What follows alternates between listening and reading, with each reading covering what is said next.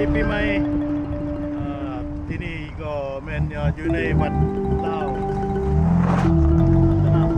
บุญอยู่ในโรเจสเตอร์หรือว่าตอมเมกาลาเนาะที่ว่า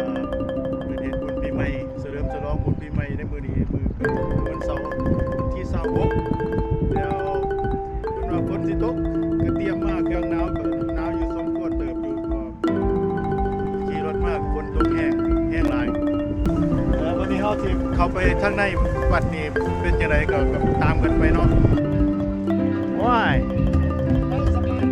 สบายดีว้ายมาถือขันถือโอบว้ายมันบ่หนาวเมื่อปีหนึงมีเทื่อหนึงเฮาก็มาขอทานน้ำบ่ขอแล้วสิให้บุญให้ท่านเฮ้ยเดี๋ยวเงินไม่จะไปเสียเขาเสียคาสิโนตัวนี้สุดโอ้ยมาโมนะปักดิตามธรรมดาพุ่น15ดอลเนาะเอาไปเลยเอาโอเคไปทอดเด้เจ้านั่นแหละนี่นะให้ทอดวะเอามาให้ทอดวะ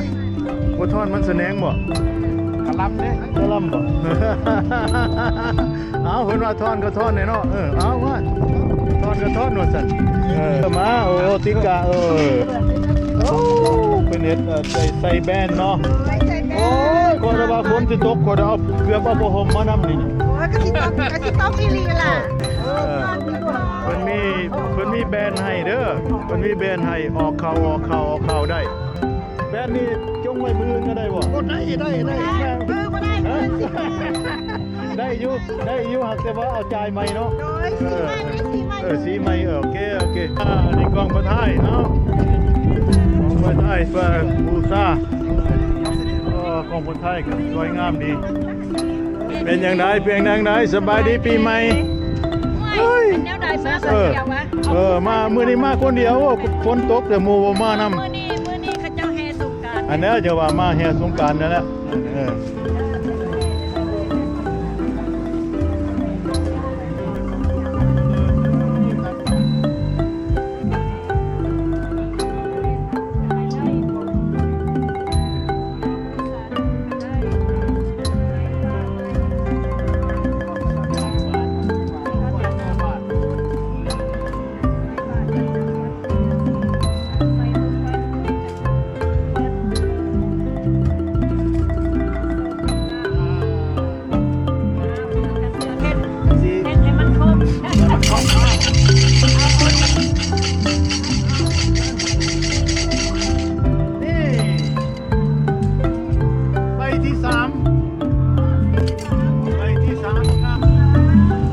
may feel very frustrated ไปเสียงใดกันใหญ่เลขที่3